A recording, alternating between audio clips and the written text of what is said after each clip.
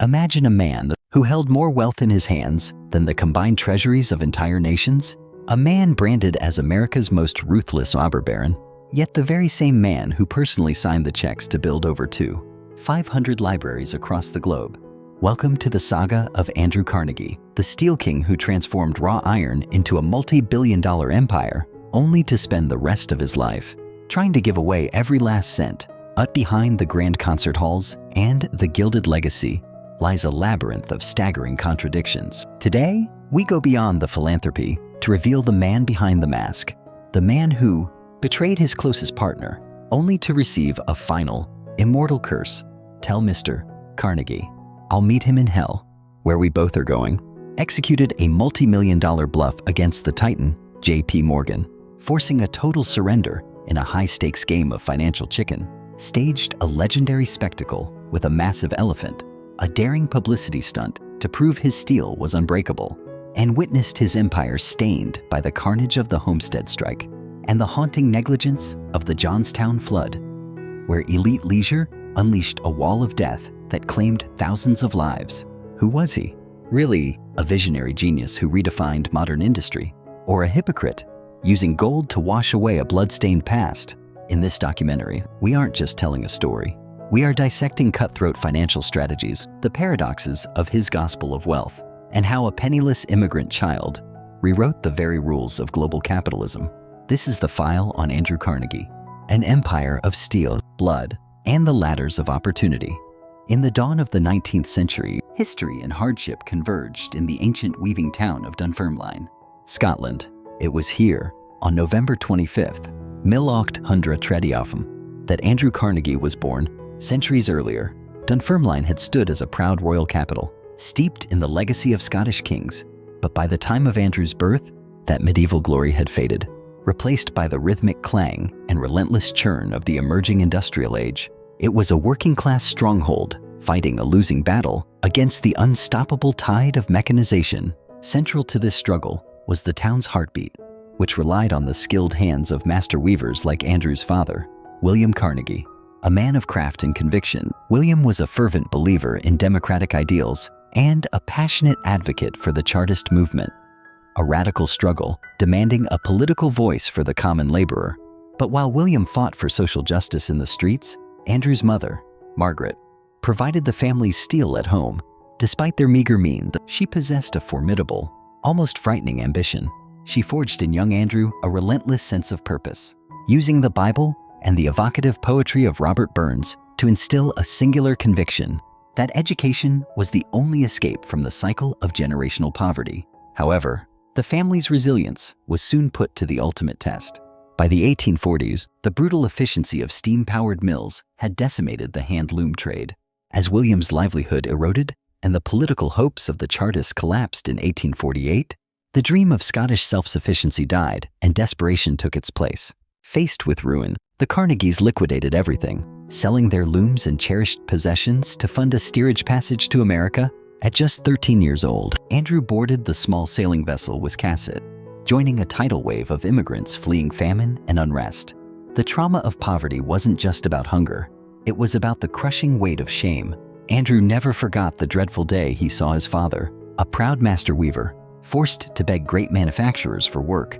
It was burnt into my heart, he later wrote, sparking a solemn vow to cure that pain once he became a man. This drive was sharpened by his mother's ruthless frugality. Once in school, when asked to recite a Bible proverb, Andrew instead quoted his mother's mantra, "Look after the pennies and the pounds will look after themselves." The classroom dissolved in giggles, but for the boy who lived in the shadow of debt, those words were a sacred law for survival. Though cramped within the harsh, suffocating quarters of the ship, Andrew viewed the arduous journey with wide-eyed wonder. He marveled at the vibrant chaos of New York's piers and the unimaginable vastness of the American landscape rolling out before them. They arrived in Allegheny City, nearly penniless, yet animated by a raw, indomitable hope. Settling on the edge of the western frontier, Andrew and his brother Tom shared a stifling loft above a relative's shop, a humble beginning for a boy who would soon rewrite the rules of American industry. The immigrant family's first months in America were defined by unrelenting leanness. As William's valiant attempts to revive his weaving trade collapsed under the weight of cheap factory textiles, Margaret became the family's true financial anchor. Resourceful and fiercely proud, she took to sewing shoe-uppers and opened a tiny grocery stand in their home just to make ends meet.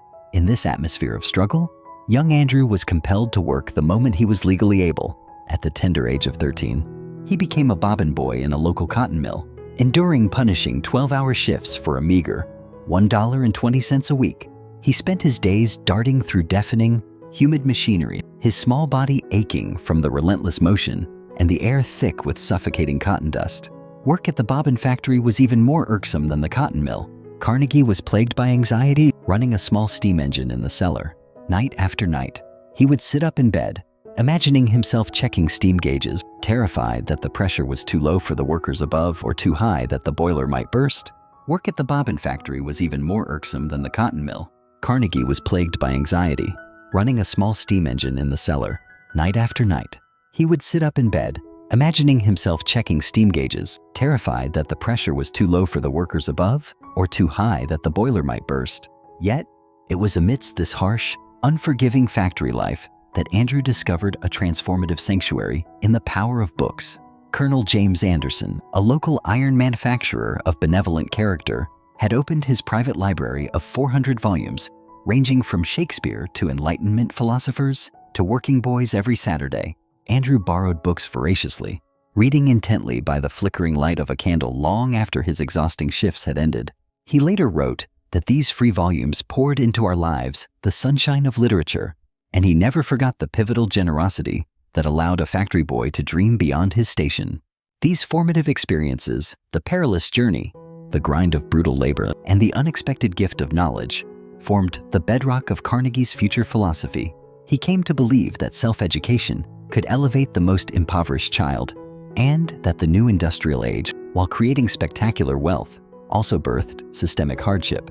Crucially, he developed the conviction that those who rose on the shoulders of society owed an enormous debt to those left behind. To understand the intensity of this drive, one must look back at the harsh economic displacement the Carnegies fled in Scotland. They hailed from a lineage of proud artisans whose centuries-old rhythm of life was violently disrupted by steam-powered looms. Andrew's father, William, had dedicated himself to the Chartist movement, fighting a losing battle for political reforms and workers' rights. Though the movement failed, it left Andrew with a deep-seated understanding that economic misery was intrinsically connected to political disenfranchisement. Growing up with the echoes of his father's passionate political debates, Andrew carried a fierce, anti-aristocratic sentiment across the Atlantic. The voyage aboard the Wiscasset had been a test of endurance, characterized by the fetid quarters of steerage class and violent storms. Throughout the ordeal, Margaret remained a beacon of strength, keeping their spirits alive with ancient Scottish ballads, from the bustling piers of New York to the canal boats that carried them toward the western frontier. It was this combination of family resilience and the established networks of relatives in Pittsburgh that finally allowed the Carnegies to secure their first desperate foothold in the New World. But for Andrew, these grueling manual jobs were merely a stepping stone. He was standing at the epicenter of a world on the brink of a radical transformation. Allegheny City in the 1840s and 1850s was a vibrant melting pot of migrants from Europe and formerly enslaved African Americans heading north. The region's burgeoning iron foundries, glassworks, and boatyards offered grueling but steady employment to newcomers. Scottish immigrants formed vital mutual aid societies and churches where they pooled resources, loaned money, and fiercely preserved their cultural traditions. Andrew attended services at the local Presbyterian church, listening to fiery sermons that blended traditional religion with powerful calls for self-improvement and entrepreneurial zeal. But for Andrew, these manual jobs and community gatherings were merely a stepping stone. He was standing at the epicenter of a world on the brink of a radical transformation. However, his rise was not without friction. He quickly encountered stark anti-immigrant prejudice from nativist groups like the Know-Nothings, who falsely claimed that newcomers threatened American jobs and moral standards. In the face of these external pressures, the bond of the Carnegie family only grew tighter. Anchored by Margaret's unyielding business instincts and her demand for excellence, Margaret tirelessly supplemented the family income by sewing shoes and running her small grocery stand. drilling into her sons the conviction that poverty was never an excuse for sloth. Andrew, as the eldest son, felt a profound responsibility to support his family, a sense of duty that would later lead him to employ dozens of relatives in his vast businesses. Under his mother's influence, he learned to cultivate powerful acquaintances and seize every opportunity while remaining mindful of his humble origins. The opportunity to change his destiny finally arrived as Allegheny began to vibrate with the tremors of an information revolution. Pittsburgh was rapidly becoming the crucial transportation hub of the nation.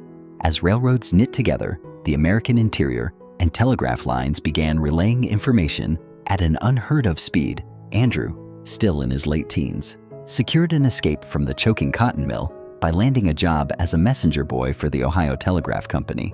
He learned to read and interpret Morse code so efficiently that he was soon promoted to telegraph operator. Beyond technical skill, Carnegie possessed a nearly supernatural focus. He developed the unique ability to translate signals by ear without using the paper slip, catching the eye of every visitor to the office.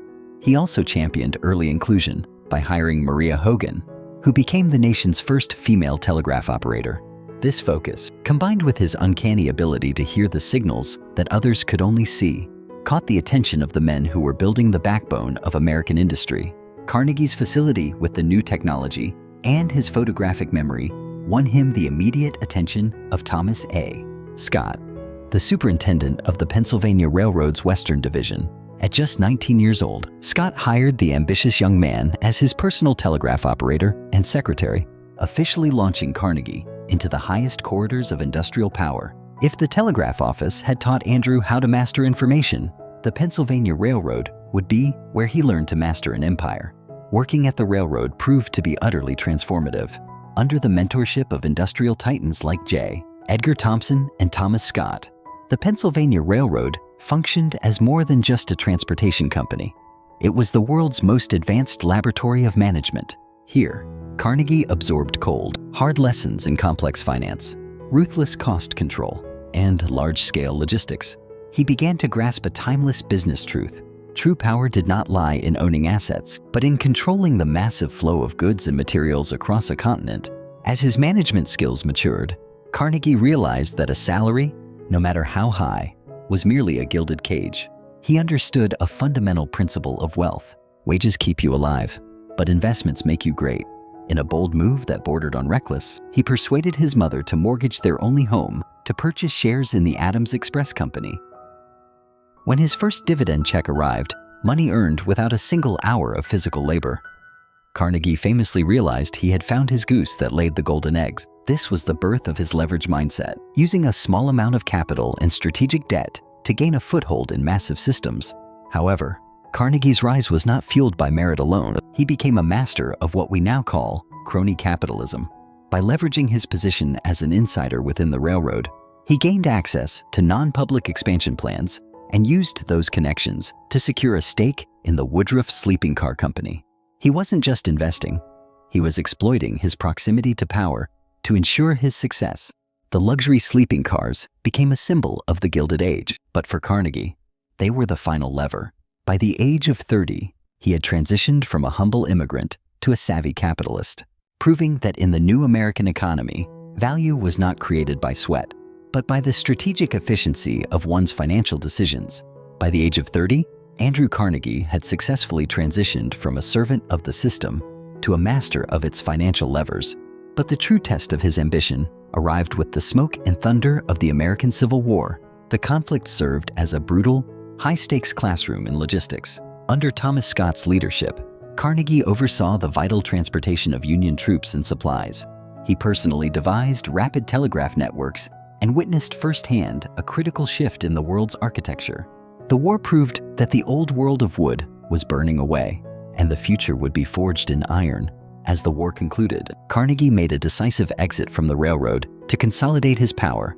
He focused his full energy on the Keystone Bridge Company, a venture that didn't just build structures, it built the infrastructure of a westward expanding empire. However, Carnegie understood a truth that many of his peers missed. In a new and uncertain industry, technical excellence was worthless without public trust. This led to one of the greatest acts of psychological marketing in industrial history to calm a public skeptical of the strength of steel. Carnegie staged a legendary spectacle at the opening of the Eads Bridge in St. Louis. Knowing that elephants possessed an instinctual refusal to cross unstable ground, he led a massive elephant across the span. This wasn't just engineering, it was social proof on a grand scale. Carnegie wasn't selling a bridge, he was selling the safety of the Steel Age. Image: Carnegie leading an elephant across the Eads Bridge to a cheering crowd. His expansion then took a turn toward vertical integration, a strategy that would eventually define his empire. By partnering with Henry Clay Frick, a formidable and ruthless coke magnate, Carnegie moved to control the entire supply chain. This was the ultimate expression of his business philosophy: pay no man a profit. By owning the fuel, Frick's coke, and the furnaces, Carnegie eliminated the middleman's margin, turning his competitors' costs into his own competitive advantage. Yet, this rise to power was marked by a cold, calculated pragmatism. During the war, Carnegie exercised his legal right to purchase a substitute to serve in the Union Army. In his place, a move common among the wealthy elite, but one that invited sharp moral scrutiny. To Carnegie, his time was a capital asset, more valuable to the nation's infrastructure than to its trenches. He diverted his focus to the Pennsylvania oil boom, where his investments in the Story Farm wells yielded returns of $17,000 a year, a staggering fortune used to fund his aggressive entry into the iron industry. By the late 1860s, Carnegie had effectively mastered the internet of his day, the telegraph, and the hysteria of his day, the oil and rail booms. He began to move in the same circles as John D. Rockefeller and Jay Gould, no longer as a protege, but as a peer. In his private letters, he predicted that the future belonged to the man who could achieve the lowest possible unit cost through massive scale. Andrew Carnegie was no longer just a captain of industry. He was an alchemist, ready to turn the molten heat of the Bessemer process into a mountain of American gold. By the early 1870s, Andrew Carnegie made a definitive pivot, liquidating his diverse interests to concentrate his capital on a single, high-stakes industry: steel. In 1872, he traveled to England to witness the Bessemer process firsthand. He recognized that this was not merely a technical upgrade, but a paradigm shift in manufacturing efficiency. Returning to the States, he commissioned the Edgar Thomson Steel Works, a facility designed with one obsession: the relentless reduction of unit costs. However, Carnegie's true genius was not in the metallurgy itself, but in his revolutionary model of vertical integration. He understood that the greatest threat to a manufacturer's profit margins was the unpredictability of third-party suppliers. To mitigate this risk, he systematically acquired iron ore mines in the Mesabi Range, coal fields in Connellsville, and a logistical fleet of Great Lakes steamships. By controlling the entire value chain, Carnegie ensured that he never paid a profit to a middleman. His mantra was cold and calculated: watch the costs, and the profits will take care of themselves. This strategy was bolstered by a disciplined approach to capital allocation. While his rivals bled cash by paying out high dividends to satisfy shareholders, Carnegie practiced a policy of aggressive reinvestment. He funneled profits back into the mills to install hydraulic lifts and automated charging systems, ensuring his fixed assets worked 24 hours a day. This hard-driving system achieved an unprecedented economy of scale, slashing the price of steel rails from $56 a ton to a disruptive $11.50 by the turn of the century. To manage this behemoth, Carnegie employed a good cop, bad cop management structure. He partnered with Henry Clay Frick, a man whose reputation for ruthless labor cost suppression and anti-unionism allowed Carnegie to maintain his public-facing persona as a benevolent philosopher. While Frick handled the dirty work of breaking strikes and slashing wages to maintain operational margins, Carnegie focused on market expansion and high-level diplomacy. By the end of the 1890s, Carnegie Steel had reached a state of market dominance, producing more steel than the entire nation of Great Britain. His steel became the literal skeleton of the American century, shaping the Brooklyn Bridge and the skyscrapers of Chicago. Yet, Carnegie was already preparing his exit strategy. In his seminal 1889 essay, The Gospel of Wealth, he argued for a new social contract, that the concentrated accumulation of capital carried a moral obligation for its eventual distribution. But Carnegie wasn't just waiting for an offer, he was setting a trap. To force the hand of the world's most powerful banker, he decided to play the most dangerous game of his life. By 1900, Carnegie was ready to retire. but he wanted a premium price that no one in their right mind would pay. To create leverage, he launched a strategic offensive. He threatened to build a massive, state-of-the-art railroad network that would directly bypass and bankrupt the rail lines controlled by J.P. Morgan. It was a massive bluff, a multi-million-dollar game of chicken. Morgan realized that if he didn't buy Carnegie out, Carnegie would dismantle the entire American financial stability. Morgan blinked first. He realized it was cheaper to pay Carnegie's astronomical price than to fight a war against him. This wasn't just a merger, it was a surrender. The climax of his industrial life came in 1901. In a move of monumental corporate consolidation, the financier J.P. Morgan sought to eliminate market volatility by forming the United States Steel Corporation. Carnegie, a master of leverage, knew Morgan needed his mills to complete the monopoly. He famously scribbled his non-negotiable price on a slip of paper, $480 million. Morgan accepted without hesitation, creating the world's first billion-dollar corporation. Carnegie walked away with a personal payout of approximately $225 million in 5% gold bonds, instantly becoming the richest man in the world. This massive liquidity event marked the end of his career as a producer and the beginning of his legacy as a distributor. He had successfully completed the ultimate financial alchemy, turning raw iron into the most liquid fortune the world had ever seen. In the dawn of the Gilded Age, Andrew Carnegie's industrial triumphs were perpetually shadowed by profound tragedies, none more devastating than the Johnstown flood of 1889. This catastrophe exposed the staggering negligence of the elite South Fork Fishing and Hunting Club, a private and highly exclusive retreat for Pittsburgh's wealthiest magnates, including Carnegie, Henry Clay Frick, and the powerful attorney Philander Knox. The club owned an old, poorly maintained dam situated precariously above the industrial valley of Johnstown, Pennsylvania. Driven by a desire for private leisure, the club members had made several fatal modifications to the structure, including lowering the dam's crest to accommodate a private carriageway and removing essential discharge pipes. They deliberately ignored repeated engineering warnings that these self-serving changes had rendered the dam structurally unsafe, prioritizing their mountain retreat over the lives of the thousands living below. Following days of relentless, heavy rain in late May, the pressure on Lake Conemaugh reached a breaking point. On the afternoon of May 31st, the dam catastrophically failed, unleashing a monstrous, roaring wave of water and debris estimated to be 40 feet high. The flood surged through the valley at speeds approaching 40 miles per hour, obliterating everything in its path, from vital rail lines and industrial mills to entire neighborhoods. By the time the water receded, more than 200 people lay dead, making it the worst civil disaster in American history at that time. Public outrage was fierce, targeting the wealthy club members who had played God with the landscape for their own recreation. However, the legal aftermath revealed a chilling disparity in Gilded Age justice. Led by Philander Knox, the club's legal defense successfully argued that the disaster was an unpreventable act of God, effectively shielding the magnates from any civil liability. Despite the clear evidence of reckless negligence, no member was ever held legally or financially responsible.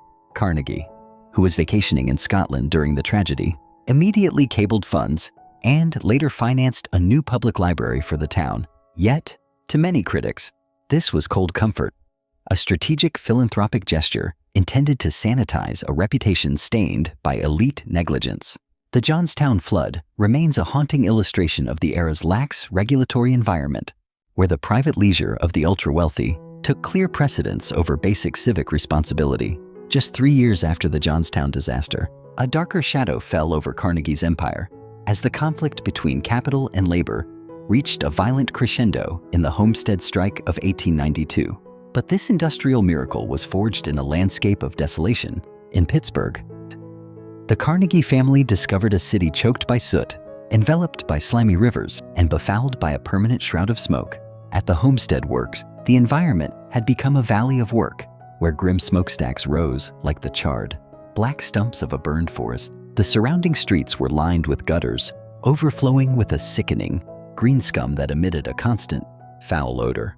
While the air hung heavy with the toxic stench of industrial gases inside the mills, safety was a distant luxury. Workers toiled in a blinding, yellow glare amid the deafening hiss of high-pressure steam. Their lives were dictated by punishing 12-hour shifts, 7 days a week. with the 4th of July serving as their only day of respite in the entire year. These men were treated as little more than draft animals, wearing nothing but wool long johns to shield themselves against the constant threat of molten explosions. It was an environment that felt less like a factory and more like men going into war. This relentless, soul-crushing pace sapped the very life from them, leading to a phenomenon sociologists called old age. At 40, a tragic state where men were physically used up and broken long before they ever reached middle age. However, Carnegie, who had carefully cultivated a public persona as a friend to the working man, executed a cold, tactical maneuver. He departed for a remote estate in Scotland, delegating all bargaining authority to his partner, Henry Clay Frick. This was a masterclass in plausible deniability. Carnegie ensured he would remain thousands of miles away, while Frick performed the brutal work of dismantling the Union. Frick moved with clinical precision. He announced massive wage cuts of up to 22% and demanded the Union relinquish its influence over shop floor operations. When negotiations collapsed, Frick declared a total lockout. He fortified the plant with miles of barbed wire fences and sniper towers, transforming the mill into a stronghold. The workers derisively named Fort Frick to retake the plant from the striking workers who had occupied it. Frick secretly contracted 300 heavily armed agents from the Pinkerton National Detective Agency. At 2 a.m. on July 6th, the Pinkertons attempted a stealthy landing from barges on the Monongahela River, but the town was ready. Alarm bells rang out, and thousands of workers, joined by their wives and children, rushed to the riverbank with rifles, pistols, and improvised explosives. The ensuing 12-hour battle was a scene of industrial warfare. Strikers used a brass cannon and even attempted to float a burning raft toward the barges. By the end of the day, 9 workers and 3 Pinkertons lay dead, with scores more wounded. While the strikers initially forced the Pinkertons to surrender, their victory was short-lived. The governor of Pennsylvania dispatched the state militia to occupy Homestead, effectively placing the town under martial law to restore corporate order. The Union was crushed, and the mill was soon restaffed with waves of non-unionized immigrants, a cheaper, more easily controlled workforce that allowed Frick to achieve a permanent reduction in operational costs. Although Carnegie was safely insulated in the Scottish Highlands, having clean hands strategy failed in the court of public opinion. Leaked correspondence later revealed that Carnegie had given Frick explicit approval to use whatever force was necessary to break the Union. Labor leaders branded Carnegie the ultimate hypocrite, a man who preached the gospel of wealth while sanctioning the slaughter of the very men who produced it. Homestead became a searing turning point in American history, cementing the absolute power of the corporation and stalling the labor movement in heavy industry for the next 40 years. For Carnegie, the blood on the banks of the Monongahela was a stain that no amount of future philanthropy could ever fully wash away. The scars of Homestead didn't just mark the workers, they tore the heart out of the empire's leadership.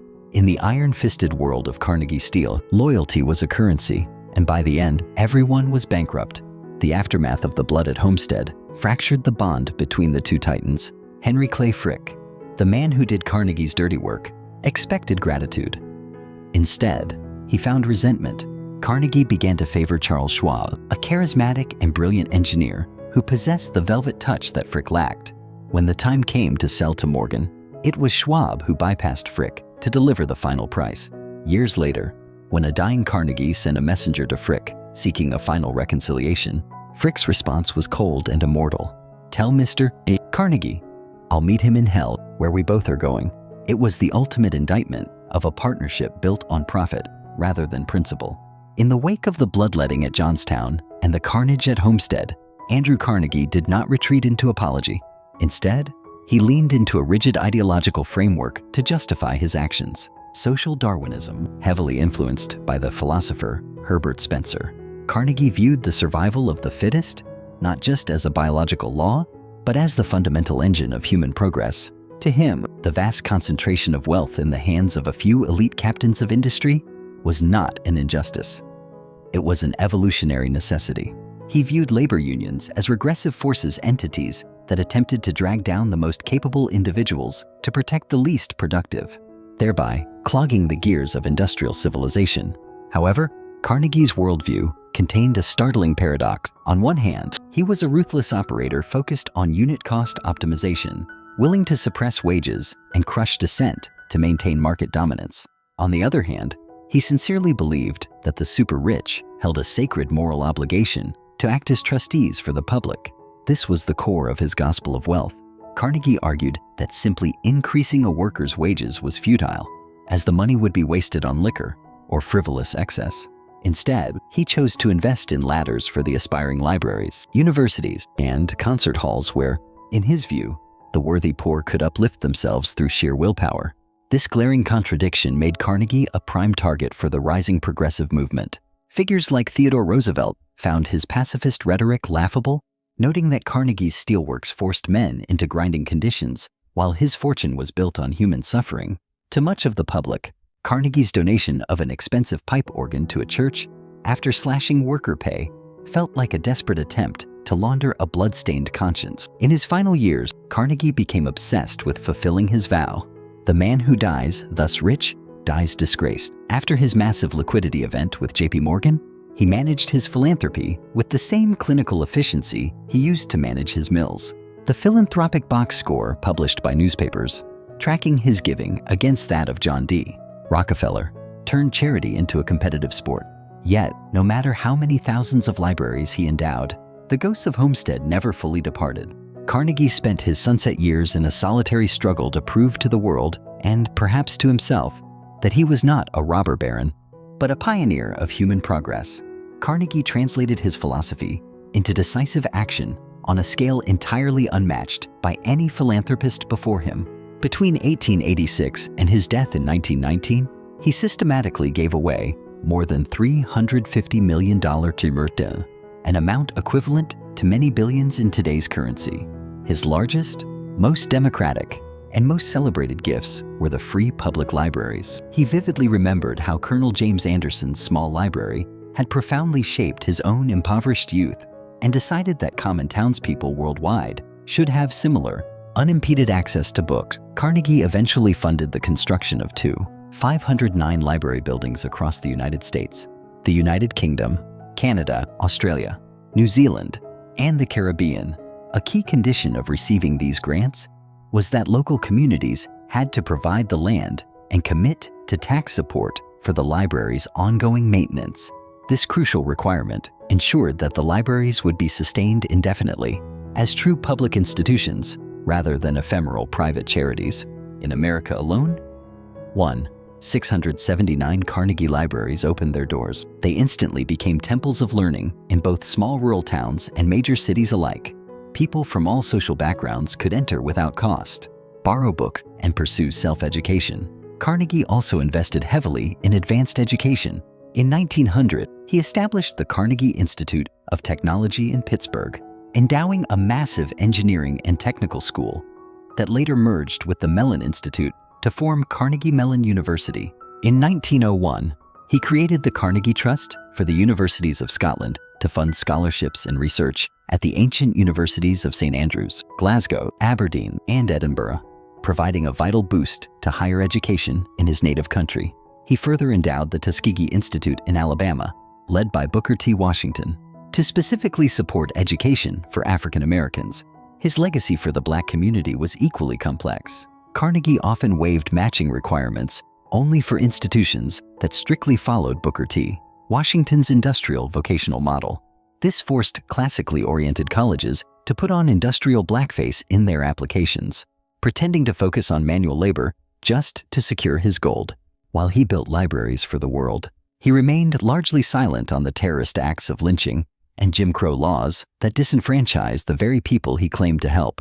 He also founded the Carnegie Technical Schools, which evolved into today's Carnegie Museum of Natural History and the Carnegie Museum of Art in Pittsburgh, fusing cultural institutions with educational missions. Believing that music and the arts critically enriched communities, Carnegie funded concert halls and museums in New York City. He financed and built the majestic Carnegie Hall, which opened in 1891 with a performance conducted by Pyotr Ilyich Tchaikovsky himself. Carnegie Hall rapidly became a premier venue for classical and popular music and remains an iconic global landmark. In Pittsburgh, he funded the Carnegie Music Hall and Art Galleries, which evolved into the world-class Carnegie Museums of Pittsburgh. He also donated thousands of pipe organs to churches globally, reasoning that uplifting Sophisticated music would serve strong moral and communal purposes. Sometimes his gifts were intensely personal. To celebrate the steel-built skyscrapers of New York, he financed the magnificent steel-framed Carnegie Mansion on Fifth Avenue, now the Cooper Hewitt Smithsonian Design Museum, and purchased Skibo Castle in Scotland, a private retreat where he hosted distinguished guests and visitors. Carnegie's philanthropy also extended fundamentally to science and research. He founded the influential Carnegie Institution for Science, originally known as the Carnegie Institution of Washington, in 1902, with an initial $10 million endowment dedicated to supporting fundamental scientific discovery. This institution famously funded astronomer Edwin Hubble's research, which led to the revolutionary discovery of galaxies beyond the Milky Way, and supported pioneering work in early seismology, genetics, and solar physics. In 1904, he established the unique Carnegie Hero Fund Commission, designed to formally recognize civilians who performed acts of outstanding heroism in saving others' lives. The fund awarded medals and financial stipends to heroes or their families, reflecting Carnegie's deep belief that moral courage deserved lasting, tangible recognition. Regardless of social status, education reform and teacher support were other major priorities. In 1905, Carnegie founded the Carnegie Foundation for the Advancement of Teaching, CFAT, dedicated to improving education quality and providing pensions for college professors' work that later contributed directly to the creation of the Teachers Insurance and Annuity Association, TIAA. Carnegie also funded the Carnegie United Kingdom Trust to support community development and cultural projects across the UK. Many of his institutional endowments had deliberately broad mandates, reflecting his firm trust in expert trustees rather than restrictive, fixed directives. In every major gift, Carnegie insisted on public oversight and significant matching commitments. Communities had to levy taxes or raise funds to operate the libraries. Universities had to meet specific academic standards. He intended for his gifts to act as seed money, inspiring long-term civic investment. Yet, his pervasive paternalism was always evident. He was certain he knew best how his fortune should be used, and he frequently attached conditions, such as requiring secular control and refusing outright to fund theological schools. For instance, his Carnegie Trust for the Scottish universities required institutions to reduce tuition and aggressively modernize their curricula.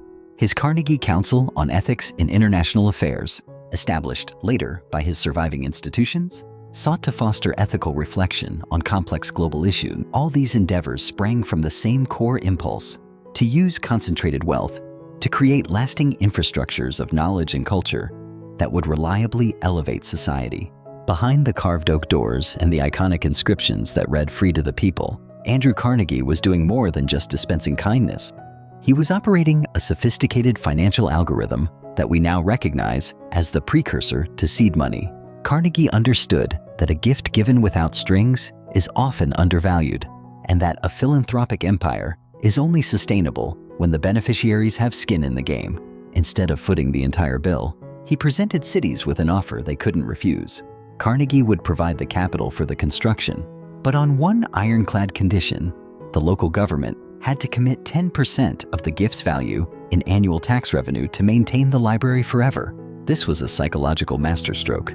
By forcing communities to dip into their own pockets to keep the lights on, Carnegie transformed every citizen into a stakeholder with a vested interest.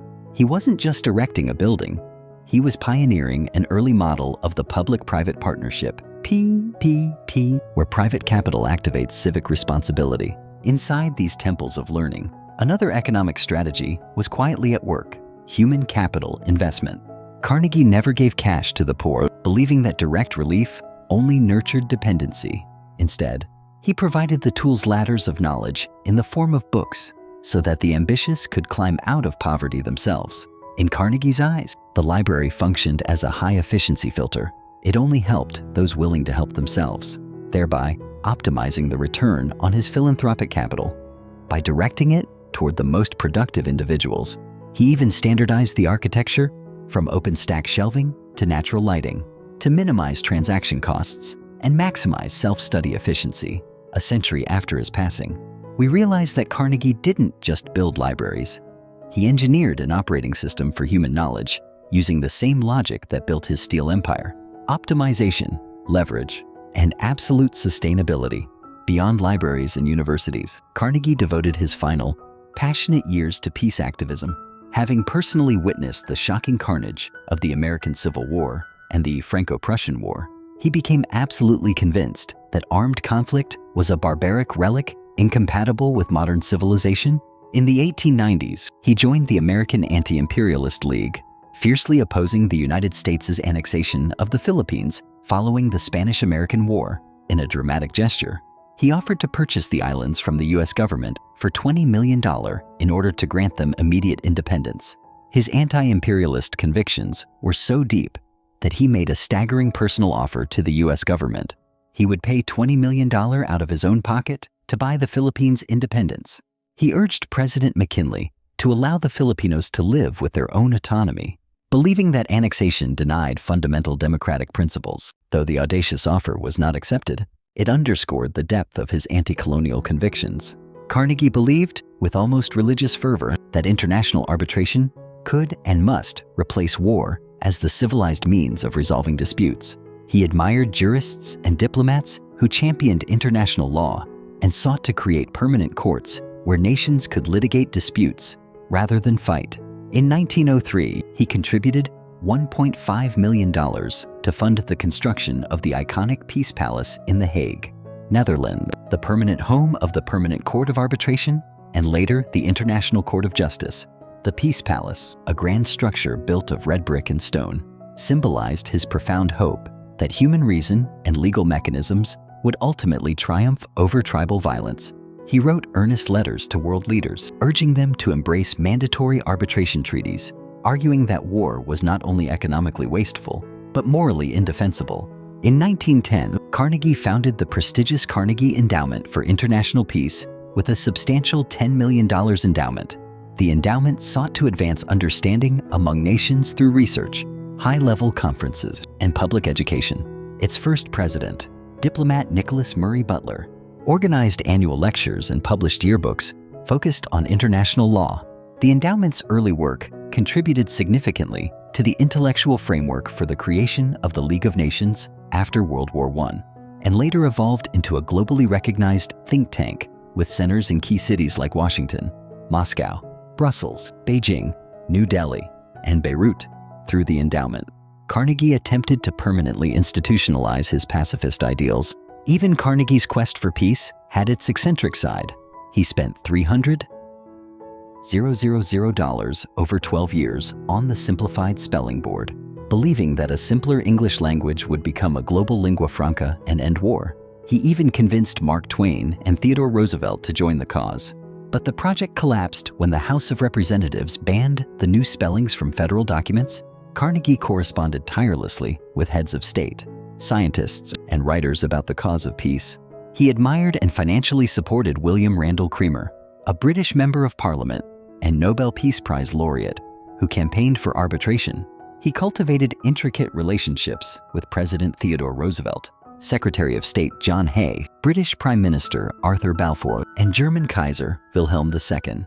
Carnegie harbored the naive hope that personal friendships and the leverage of his philanthropy could somehow steer world leaders away from cataclysmic conflict. He was deeply dismayed when Roosevelt, whom he had encouraged to mediate international disputes, later embraced an assertive naval buildup and openly celebrated the supposed righteousness of war. Carnegie funded a Pan-American Peace Congress and wrote detailed treatises like A League of Peace, urging binding arbitration among all nations.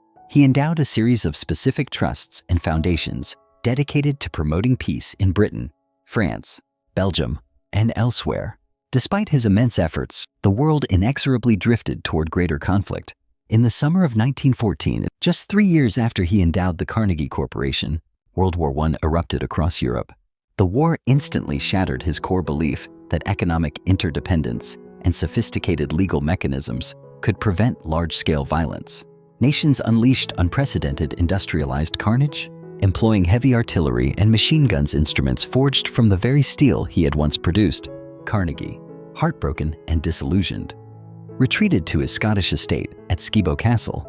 He continued writing poignant letters advocating negotiation and lamented the destruction of a generation. In 1919, 2 months after the Treaty of Versailles was signed, he died of bronchial pneumonia in Lenox, Massachusetts. He was buried in Sleepy Hollow Cemetery in North Tarrytown, New York. Though his immediate dream of establishing instant world peace collapsed, the enduring institutions he founded would continue their patient work toward conflict resolution and civic improvement. Andrew Carnegie's public persona was carefully curated, that of a relentless entrepreneur and visionary, systematic philanthropist. But behind this powerful public image lay a complex, often conflicted private life. He was profoundly and singularly influenced by his mother, Margaret Morrison Carnegie, whose rigorous frugality and fierce ambition shaped his character from childhood. Margaret had accompanied Andrew to the United States, endured grinding poverty alongside him in Pittsburgh, and cheered him on unconditionally as he ascended through the business ranks.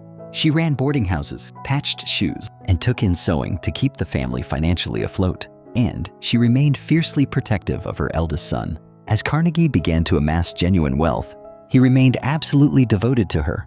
They lived together well into his middle age, and he deferred many crucial personal decisions to her staunch judgment. He had vowed as a teenager to become rich enough to provide her with comforts she had never known, and he fulfilled that promise spectacularly by building her a grand mansion and taking her back to Dunfermline in a carriage drawn by 4 magnificent white horses. The mother and son visited the town they had left in poverty 33 years earlier, this time returning as celebrated benefactors, donating a new public library, a fulfillment of Andrew's pledge that all of Dunfermline should witness their triumph. Margaret's powerful, controlling influence extended even to his romantic life. When Andrew grew genuinely fond of the young New York socialite Louise Whitfield, his mother was deeply disapproving. On a proposed family trip to Scotland in 1881, she intervened directly, telling Louise's mother that no respectable unmarried woman should go abroad with a bachelor, an effective maneuver that successfully sabotaged the courtship for years, only after the passing of his formidable mother, Margaret. In 1886, did Andrew Carnegie feel truly unburdened enough to seek matrimony? His private life was anchored by a haunting devotion to his mother, Margaret. She was so protective that she sabotaged his romance with Louise Whitfield for years, telling Louise's mother that no respectable unmarried woman should go abroad with a bachelor to prevent her from joining a family trip. The final scene of their bond was tragic. While Andrew lay bedridden with typhoid, Margaret died of pneumonia. To spare him the potentially fatal shock, his staff kept her death a secret, lowering her coffin through a bedroom window at night so he wouldn't hear it being carried down the stairs. At the age of 51, an established industrial titan, he married Louise Whitfield, 30, on April 22nd, 1888. Their wedding was a quiet, private affair held at her family's New York residence, followed by a substantial, delayed honeymoon touring Europe. In a powerful demonstration of his emerging gospel of wealth, Carnegie made clear through a prenuptial agreement his unwavering intent to divest himself of virtually his entire fortune for public good. Louise, a woman of independent spirit from an intellectually active New York family, readily agreed to the terms. She formally renounced any claim to his colossal industrial estate in exchange for a portfolio of stocks and bonds that secured her an annual independent income of approximately $20,000 a sum, equivalent to many millions today, and a statement of financial respectability. The newly married couple settled into a handsome brownstone at 5 West 51st Street in Manhattan, a gift from Andrew, and retreated during the summers to Skibo Castle, a vast Highland estate in Scotland that Carnegie meticulously renovated into a palatial, almost baronial sanctuary, complete with a private golf course and a dedicated railway spur. Louise proved an essential intellectual and administrative partner, not merely a spouse. She enthusiastically championed her husband's unprecedented philanthropic endeavors, and family correspondence confirms her active participation in selecting recipients for thousands of organ donations and identifying locations for new library sites. When they were not traveling the globe, the Carnegies hosted a celebrated salon, welcoming an illustrious stream of writers, politicians, scientists, and musicians, transforming their home into a vibrant center for debate. Figures like Mark Twain, the sociologist Herbert Spencer, and the poet Matthew Arnold were frequent participants. Yet, despite their public prominence, the marriage itself remained a sanctuary deeply private and affectionate. Andrew frequently penned tender, wistful notes to Louise while traveling, often lamenting the time spent away from our little home. The Carnegies welcomed their only child, Margaret Carnegie, in 1897, when Andrew was 61, known later as Margaret Carnegie Miller. Following her marriage to banker Roswell Miller Jr., she immediately became the gravitational center of her elderly parents' world. Andrew doted on her, reading extensively from Shakespeare and Burns, designing elaborate, fantastical playhouses at Skibo, and meticulously overseeing her education. His influence even extended to the deep past and global politics. He offered $20 million of his own money to buy independence for the Philippines from the U.S. government. But Carnegie's hunger for a lasting legacy wasn't confined to the maps of his era. Carnegie's ambition eventually outgrew the boundaries of the human world. He didn't just want to own the future, he wanted to claim the prehistoric past. In 1898, Carnegie read about a giant fossil discovery in Wyoming and immediately demanded his team get him that monster. The result was the discovery of the Diplodocus carnegiei, a dinosaur so massive it was nicknamed Dippy. Carnegie didn't just keep it in a museum. He used it as a tool of Diplodocus diplomacy, sending plaster casts of the skeleton to emperors and kings across Europe and South America. By plastering his name on the most famous creature to ever walk the earth, he ensured that even in the realm of science and history, the name Carnegie would remain larger than life. Crucially, he insisted that she fully understand the value of money. Her allowance was intentionally modest, and she was required to diligently keep her own accounts. Unlike many heirs born into the immense wealth of the Gilded Age, Margaret grew up shielded from the glare of high society debutante rituals, surrounded instead by literature, art, and the ceaseless activity of charitable planning. She later served for nearly 4 decades as a dedicated trustee of the Carnegie Corporation, quietly guiding grant-making strategy without ever seeking the public spotlight. She and Roswell Miller had 4 children, ensuring the continuation of the Carnegie name. However, Andrew's tightly structured will ensured that control of his foundational trusts remained firmly in the hands of professional, independent trustees, completely separate from his descendants. This deliberate separation of family interests from philanthropic governance epitomized his core belief that wealth, once consecrated to the public good, should never again revert to private, dynastic control. Carnegie's final years were characterized by a serene blend of residual opulence and necessary retreat. He divided his time between the metropolitan hub of New York, the isolation of Skibo Castle, and his summer residence in Lenox, Massachusetts. His autobiography, published posthumously in 1920, offered a final, comprehensive reflection on his epic journey from impoverished immigrant to global power broker, detailing his philosophy of giving. Despite declining health following a severe bout of pneumonia in 1918, he continued to pen earnest letters advocating for international peace and broad social reform. He died peacefully in Lenox on August 11, 1919, at the age of 83. His funeral was intentionally small and private, attended only by immediate family and a handful of lifelong friends, and he was interred in Sleepy Hollow Cemetery beside his mother. In his final will, Carnegie made specific, generous bequests to his wife and daughter, several $1 million held in trust, but categorically directed that the immense bulk of his remaining wealth, approximately $30 million, flowed directly into his established philanthropic foundations. Louise survived her husband by 27 years, serving actively on the board of the Carnegie Corporation and continuing their joint charitable commitments to institutions such as the American Red Cross, the YWCA, the Cathedral of St. John the Divine, and various international war relief funds. She died in 1946 and was also buried in Sleepy Hollow. Through her steadfast stewardship, the family maintained a profound connection to Carnegie's progressive ideals without ever attempting to reclaim or exert control over the institutions he had meticulously endowed. The Carnegie domestic life, therefore, provided a vivid mirror of the central tension inherent in Andrew's gospel, a fervent commitment to radical public beneficence, coexisting within the framework of considerable private privilege. Their homes were undeniable mansions filled with priceless art and vast libraries, yet they willingly signed away claims to one of the world's greatest fortunes to ensure its perpetual philanthropic mission. Andrew's devotion to his mother undeniably delayed his marriage, but paradoxically, it deepened his subsequent sense of obligation to his new, immediate family. His profound love for Louise and Margaret was always held in balance with an unwavering, philosophical resolve to give away his wealth entirely. In the quiet, private spaces far removed from industrial triumphs and grand philanthropic announcements, he was fundamentally a son, a husband, and a father, constantly grappling with how to reconcile personal affection, familial duty, and his burning desire to establish a lasting, transformative legacy for humanity. Andrew Carnegie's death 8 years after the fact did not slow, but rather accelerated the maturation of his influence.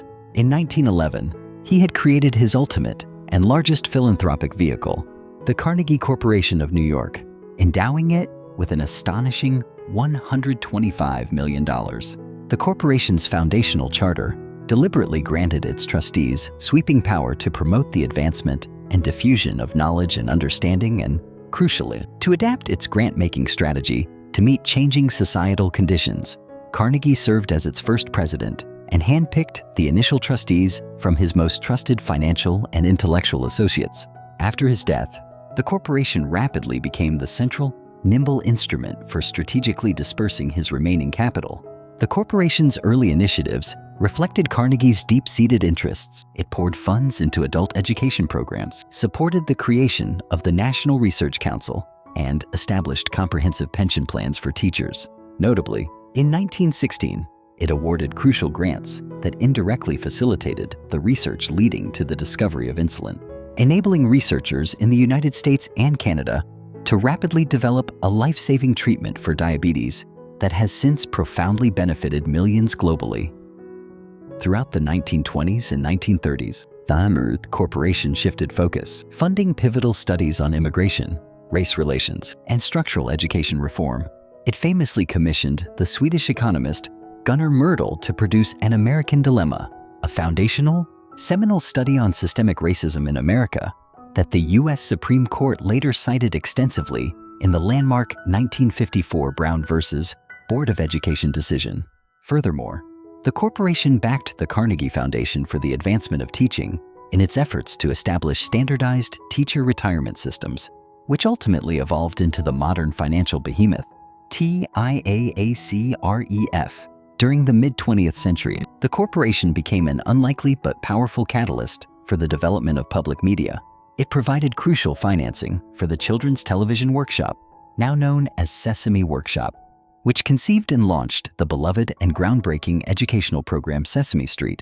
More broadly, the corporation's 1960s Carnegie Commission on Educational Television recommended the formation of a permanently publicly funded broadcasting system. This recommendation directly culminated in the Public Broadcasting Act of 1967 and the subsequent creation of the Corporation for Public Broadcasting, CPB and PBS. In education, the corporation also provided the foundational research that shaped the Head Start Early Childhood Program and supported the creation of the Pell Grant Program, enabling millions of low-income students to access higher education. It pioneered the controversial new math curriculum in the 1950s and supported the development of the college credit by examination system that later became the College Level Examination Program, CLEP. The corporation's reach extended strategically across the globe. In the 1970s, it substantially invested in international development projects, bolstering universities in Africa and vigorously promoting African higher education research. During the tense Cold War era, it quietly and effectively facilitated critical back-channel dialogues between American and Soviet officials, dedicated to mitigating the existential risks of nuclear conflict. Following the collapse of the Soviet Union, the corporation continued to address emerging nuclear threats through targeted grants, funding non-proliferation research, and complex efforts to track loose nukes. In the early 21st century, the focus expanded significantly to support democratic norms and combat political polarization. In 2025, to commemorate the 250th anniversary of the United States, the corporation announced $20 million in new funding, symbolically granting $10 million to each existing Carnegie Library as a powerful tribute to enduring civic institutions.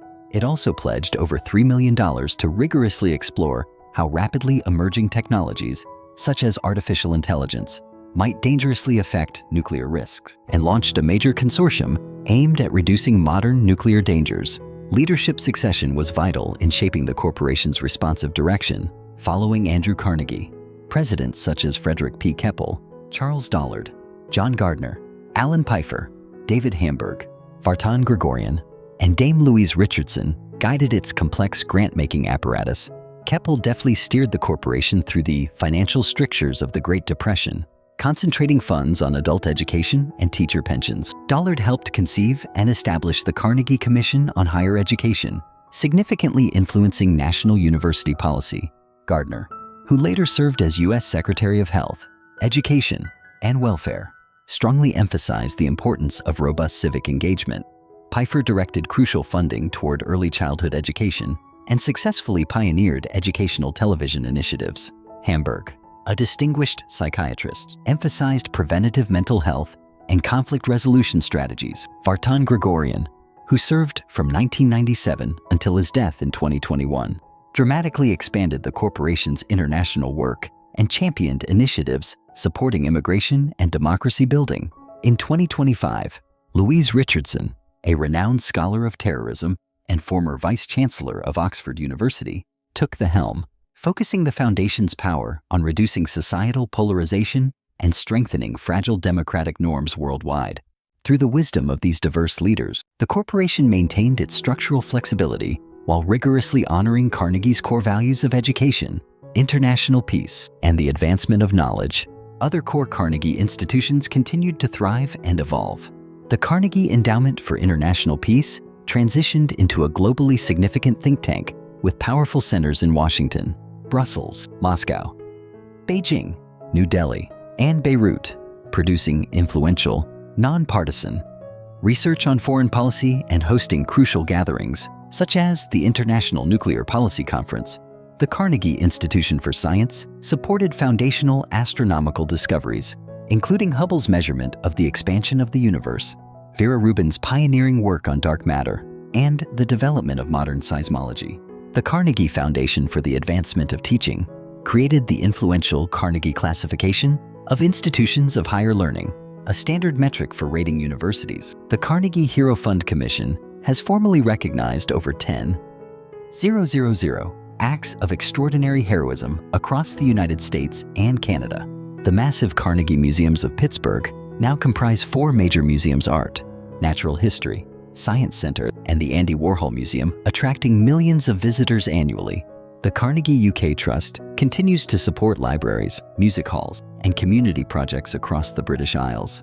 Carnegie Mellon University became a global powerhouse in computer science, robotics, and the performing arts. Carnegie Hall remains one of the world's most prestigious concert venues, hosting the full spectrum of classical, jazz, and popular music. The Carnegie Medal of Philanthropy, established in 2001 by the collective family of Carnegie institutions, honors contemporary individuals whose large-scale giving profoundly reflects Andrew Carnegie's foundational values. Recipients have included major figures like Michael Bloomberg, Herb and Marion Sandler, Bill Gates and Melinda French Gates, Warren Buffett, and Sir Tom Hunter. The medal powerfully underscores the continuing philosophical influence of Carnegie's example on contemporary givers.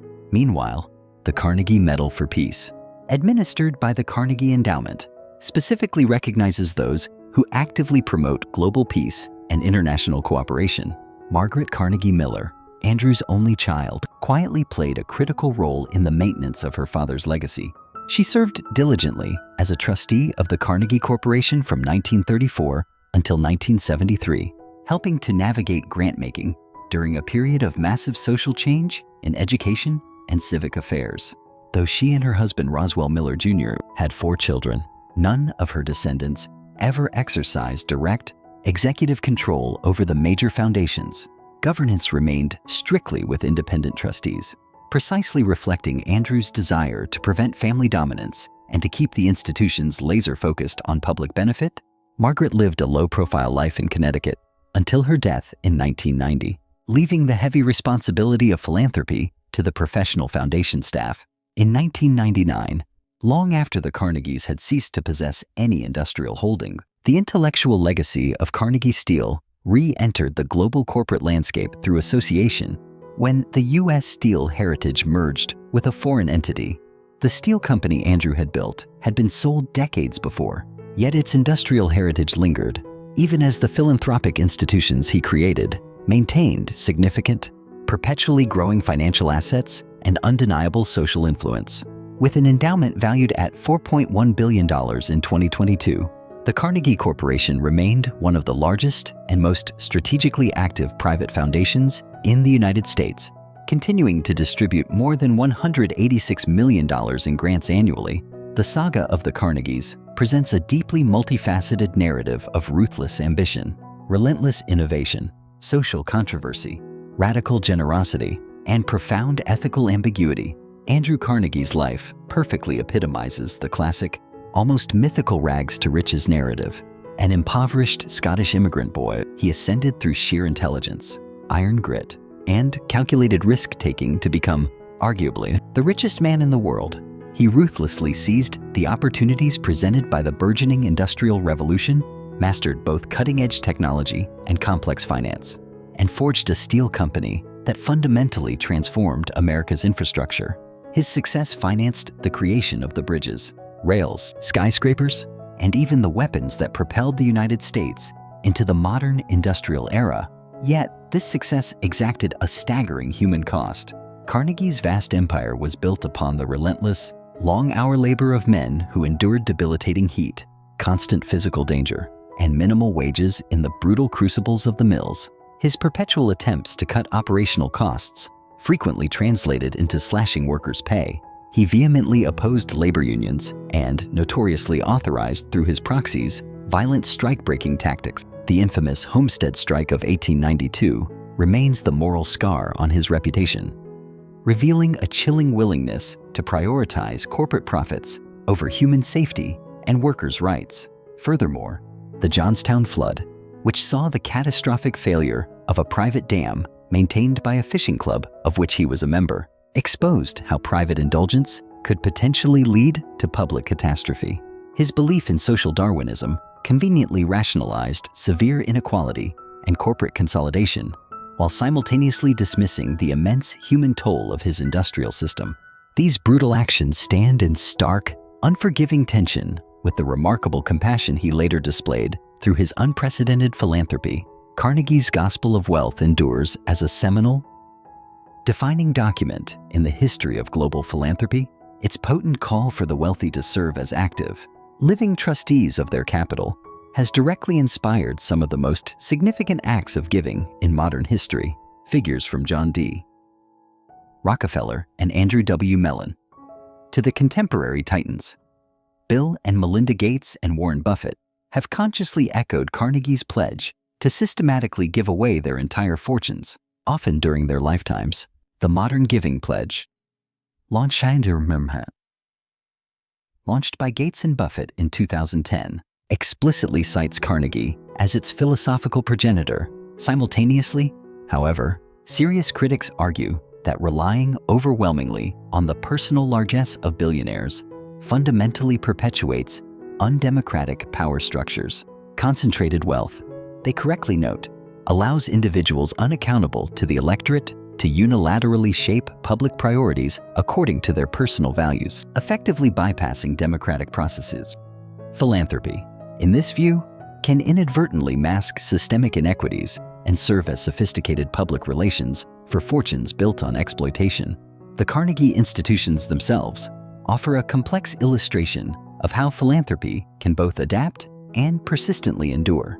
Over more than a century, these organizations have funded groundbreaking scientific research, materially advanced civil rights, nurtured vast cultural institutions, promoted international peace and mass education, and responded aggressively to emerging, complex challenges like nuclear proliferation and political polarization. They demonstrate how endowments, when professionally managed and wisely diversified, can generate permanent, enduring impact far beyond the lifetime of the donor. They also powerfully highlight the fundamental importance of professional governance and independence from family control as vital prerequisites for sustaining ambitious philanthropic missions. Andrew Carnegie intentionally placed immense trust in independent boards and stipulated that the trustees must constantly adjust programs to meet evolving societal needs. This mandate for flexibility allowed the Carnegie Corporation to pivot from the initial focus on building physical libraries to funding educational television, from setting up teacher pensions to addressing complex nuclear security issues, and from supporting adult education to championing 21st century civic engagement. Today, as debates about staggering wealth inequality intensify globally, Carnegie's story serves equally as both an exemplar and a potent cautionary tale. He unequivocally demonstrated that vast fortunes can be used to build enduring institutions that enrich millions of lives. He championed the highest ideals of learning, culture, and peace. But his story also provides a stark warning about the dangers of unfettered capitalism and top-down, paternalistic philanthropy. A functioning, just society cannot rely solely on the subjective goodwill of the hyper-wealthy to address deep-seated systemic inequities.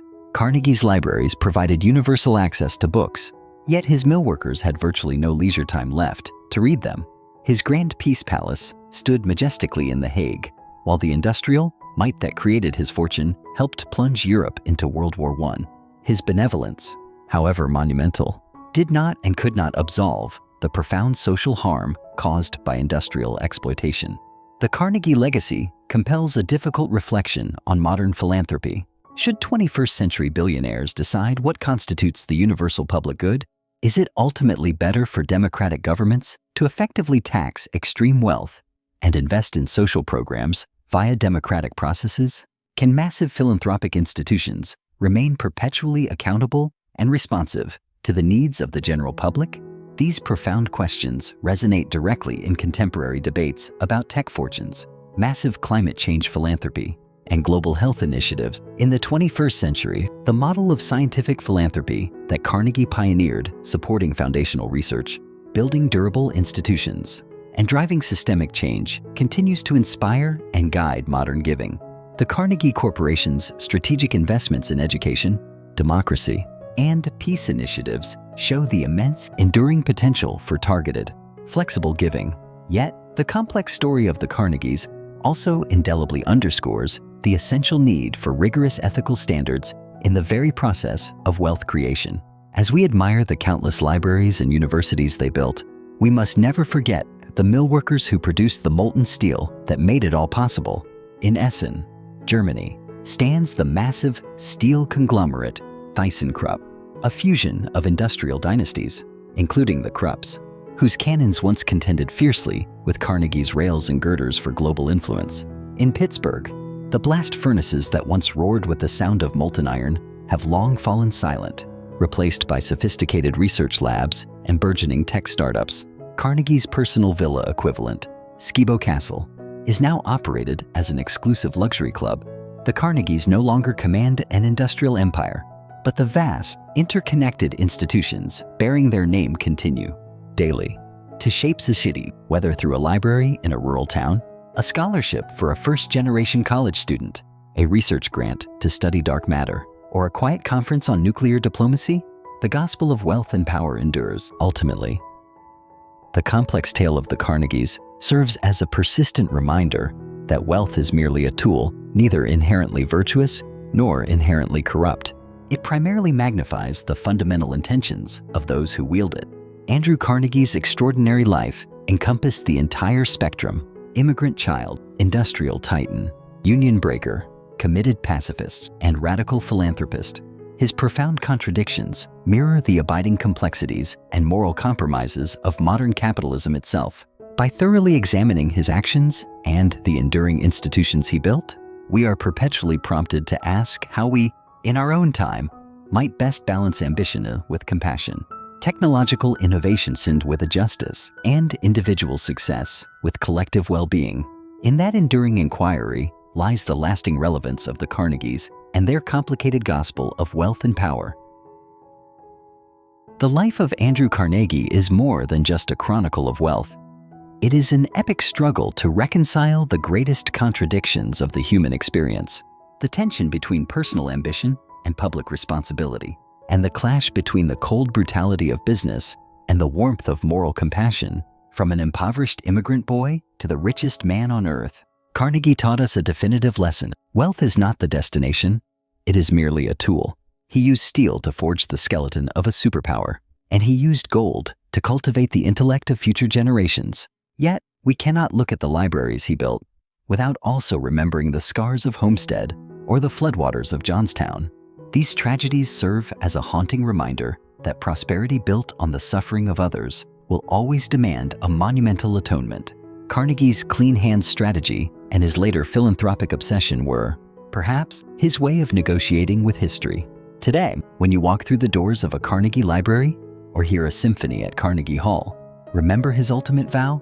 The man who dies, thus rich, dies disgraced. Carnegie did not choose to build a private dynasty. He chose to build a permanent infrastructure for human progress. The question remains for us: if you held such immense power in your hands, would you choose to build a fortress for yourself or a ladder for humanity? Thank you for joining us on this deep dive into the life of the Steel King, Andrew Carnegie. If you found this analysis valuable, subscribe and join us as we continue to deconstruct the empires and the minds that shaped our modern world.